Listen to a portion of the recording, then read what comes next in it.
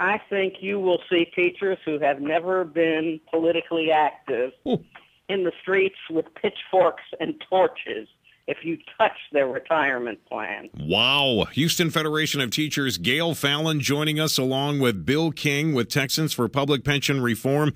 This should be good. Gayle, Bill, welcome to Houston's Morning News. Hey, guys. Morning. How are you? Gayle, good to have you back. Gayle, pitchforks and torches? Really?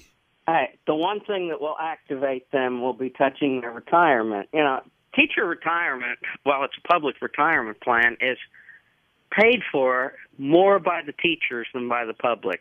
Now, let me ask Bill if you agree with that. Bill, do you agree with that the teachers are putting in more than the taxpayers? And if they are, why do you want to mess with it?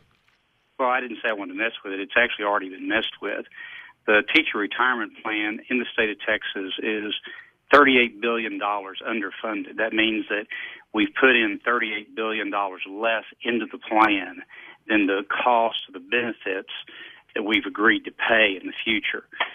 And that's what you see across the board with these public pension plans. Politicians are promising benefits to public employees on one hand, but then they're not putting enough money to fund those benefits. And that's why these plans are a bad deal for the public employees, and they're a bad deal for the taxpayers. So, Gayle, what do we do now? If we're underfunded by $38 billion, as Bill says, where's that money going to come from? Well, we've heard several estimates saying we're underfunded. We've heard other estimates saying we're fine. Generally, the fund has done well. About 80% of it has been teacher contributions and growth in the market from good investments. One of the biggest problems teacher retirement has is with such a wealthy fund that the state borrowed from it repeatedly. Possibly, if the state paid back everything they had committed to pay back, it would be even more solvent. All right, let's hang on, Bill and Gayle, if you would be so kind. When we come back, let's see if there's a solution that maybe both of you can agree on. I'll throw one out and see what you guys think. Your morning news continues now on KTRH. KTRH News Time is 6:22, and we've got a couple of folks here that have differences of opinion on pension plans. Bill King with Texans for Public Pension Plan Reform and Gayle Fallon with the Houston Federation of Teachers. We were talking about what we might do maybe to fix this thing. Right now, Bill, we have a defined benefit plan type of pension where teachers and public employees, and not just teachers, I don't mean to pick on teachers, but they will get a certain amount till they die. If we went to a defined contribution plan, which is more like a 401k, Bill, is that your solution for this, for future teachers and public employees? And when you're done answering that question, Gayle, I'll ask you if you would be okay with that. Bill, we'll start with you. Okay. Yeah, I think it's one solution. Let me back up and say I don't like y'all set up for this about this is some kind of Wisconsin style fight with unions, because I'm not, especially in the teacher's case, I'm not arguing with the benefit they received. It is a very modest retirement benefit. And since my mother-in-law and my aunt are both on that plan, I want to make sure I get that out so I can go home today. But the point is the state has consistently underfunded these plans. Today, $38 billion. And by the way, Gayle, that's not an estimate. That is the official number on the actuarial report produced by the system itself, not by me or any group that estimates this. A defined contribution is one solution to that, because in defined contribution plans, you have to fund the plans 100%.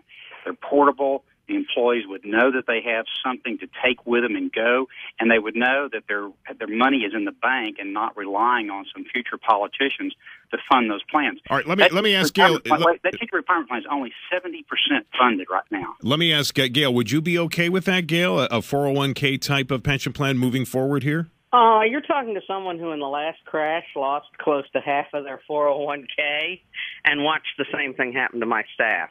But I mean, it's also doubled. It's also doubled the last 2 years because the market's gone back up. I mean, these things go up and down. They really, when we look at where we were 2 years ago or 3 years ago and where we are today, we're not back yet. We're almost there. But neither a couple years of nothing. Yeah, but Gayle, the rest of America is doing the same thing. I mean, we should all have to take the hit, correct? Well, you know, the pension plan itself took the hit. It should be coming back up if it was well invested. Possibly what we need to do is look at who's doing the current investments on the plan. Gayle, with all due respect, I love you, you know that, but I'm telling you, the official plan says that at the rate the state is putting in, the difference will never made up. It has something called an amortizing period. If you go look at that report, it says when will the shortage amortize, and it says never.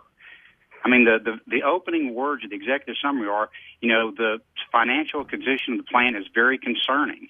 Right. Hey, well, and I understand, and I've been here for the periods of time where the state has consistently reduced its contribution to the plan. Hey guys, which has caused part of the problem. Can I have you both back? Because I love this. I love this discussion.